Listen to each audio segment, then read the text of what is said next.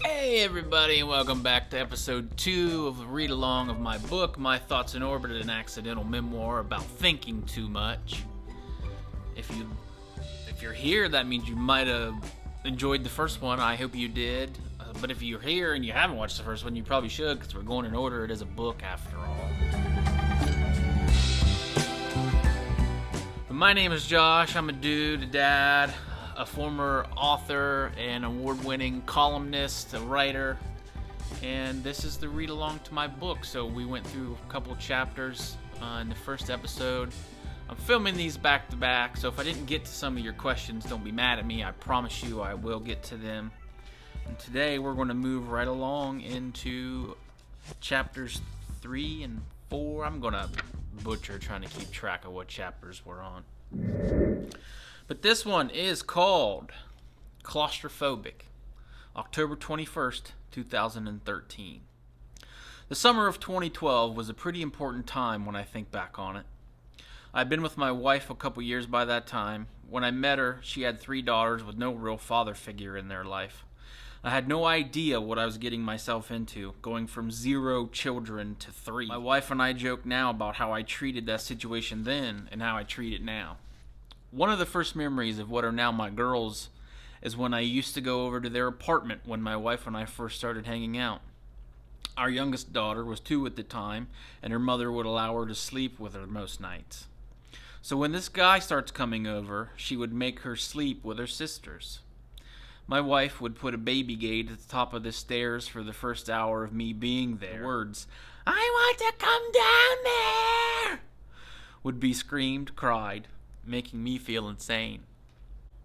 You know those smiles you use when on the inside you can feel your blood boiling, but on the outside you still have to look like everything is awesome? My wife definitely eased me into their lives. She did an awesome job managing that transition, for the kids and me. But when I met her, I was still a kid myself. I was an adult, but my mind did not match my age. I saw a pretty girl that I just simply had to have, no matter what came with it. After our son was born in September of 2011, our family was complete. We had all been growing together and becoming a great family unit. I was really starting to enjoy this being a dad stuff. So when the summer of 2012 hit, we took our first family vacation. It wasn't until the following fall that I decided to put my thoughts on that vacation to paper. Stuck between a rock and another rock. Last summer, my wife and kids and I got a cabin in Kentucky. A couple of days in, we went to a place called the Natural Bridge. It's this awesome natural bridge of rock that just kind of formed that way. It goes from one cliff to the other with an awesome view of the woods below. The part they don't tell you is to get to the thing, you have to hike a mile up the side of a mountain. Knowing none of this, we show up with my son, who is not even 1, in a stroller, and I had flip-flops on my feet. I'm not kidding when I say we sweat. We looked like we'd gotten into a pool with our clothes on by the time we reached the top. We stopped for a break probably 10 times. We were out of shape and out of breath, and I thought my feet might literally detach from my legs. Finally, after an hour, we made it to the top. We turned the corner, and now I'm confused. We're at the top, now how do we get up there? Oh no, it can't be. That's how you get in? I have this thing called claustrophobia. And the entrance up onto the bridge was a sliver cut through the rock about 1.5 feet wide. I couldn't do it. I felt my chest start to get heavy. How many times in our lives do we scratch and claw, get tired and sweaty, and just plain worn out to reach something? We get to the top after all that hard work, and we get scared. We feel nervous. Maybe I shouldn't do this. Is this the right decision? If you work that hard, then it probably is. Don't be afraid. Take that leap. This was so important to you then. Why is it different right now? Stay the course. Make it happen. This is no I faced my fears, I'm a champion story. I was scared to death. But I tell you what, I climbed up that mountain to see this thing through. This crease was about 20 feet long. I turned completely sideways and I took one step at a time. My stomach and my back scraped each side of the rock. My flip-flop wearing feet trudged through brown water that God knows how long had been laying there. Breathing like a woman about to give birth, I made it up onto that bridge with 2 of my girls in tow, and it was beautiful. Crazy to think that something like this exists. Trees for as far as the eye could see. Even when your chest gets heavy and your nerves rattle, you're sweaty and your feet hurt, just keep climbing. I do remember that. I was pushing that kid in a stroller. We had to take turns pushing in a stroller. It's crazy. I don't. So, next chapter. It's called It Gets Me So Down, Down, Down, Down, which is, for people in the know, it's Blink-182. Anyway, It Gets Me So Down, Down, Down, Down. November 4th, 2013. I don't think I'd ever been diagnosed with depression, but man, I could go from being the happiest, most confident fellow loving life to depressed about myself and the things I've done in just a mere matter of moments. I have always had these spells. One week everything is going right, the next I feel like a bigger failure than Michael Jordan's attempt at baseball. It always stemmed from my work. I've worked at McDonald's as a janitor and insulation installer, all things I've really hated. I always felt like I was better than what I was doing, but no one at anywhere worthwhile would give a guy like me, a 20-something with no college degree and a crappy resume, an honest shot at making it. I have been known from time to time to try and pump myself up. This was my attempt that day, as I sat in that dark janitor's closet, the smell of chemicals burning the insides of my nostrils. A letter to myself. Take a second and think about all the things you believe in. You believe in your wife, you think she's the most amazing person in the world.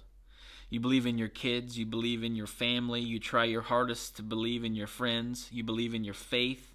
The one thing you left out was yourself. Remember when you were younger? Remember when you had all the faith and hope in the world? You didn't have rock star dreams. You just wanted something that you could hold with your hands. Something tangible to show to people. Look at what I'm doing. Nothing was going to stop you from that. Ask yourself the question, any regrets? A few years ago, you would have said, no way. Now it's yeah. You'd change a few things. You feel like you have this black cloud hanging over your head. You're starting to feel a little bit like failure. You know your family and your friends would never let you believe it, but it's hard not to think that way sometimes. So the question is, what are you going to do about it? Are you going to be Ted Mosby and take the leap? Or will you just turn on It's Always Sunny or Madden until you forget about it again? You've swept so many things under the rug, I'd say you're a pro now. I don't write a lot about my faith, but I heard an old story in a whole new light. You know the story where Jesus walks on water?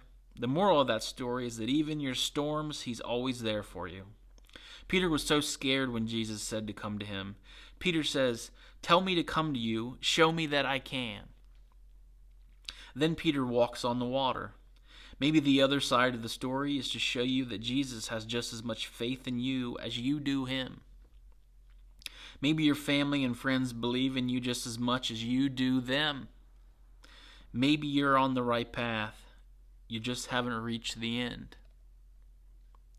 Remember when you were a kid and had all the hope in the world. So that's our reading for today. I'm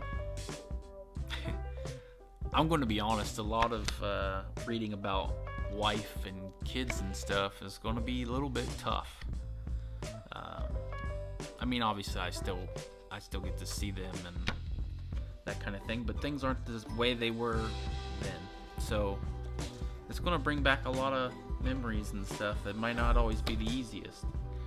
But anyway, also you hear me talking there about my faith a little bit. I don't think a lot of people, I mean some people that really know me would know that I am a person of faith. I don't go to church every week and stuff like I did. I mean, I grew up in church and I still believe a lot of those things. and I take a lot from those stories, and a lot of this book you'll hear about my faith and stuff, so it's just a side of me that I don't get completely into, especially if you watch some of my other videos. You might not know that, but I do still have a good foundation there. So yeah, so once again, I hope you enjoyed the video. If you got any questions, you can leave them below, and like I said, there's I filmed these first 2 episodes back to back. I will be getting to questions if you leave any, and I should say it up top, but I apologize if there's, I'm gonna do my best to keep them out, but I can't control the outside world around me. So if there's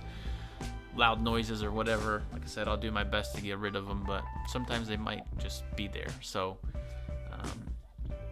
think of it as some like ASMR. It's me reading, with the world going on around me. So my thoughts in orbit.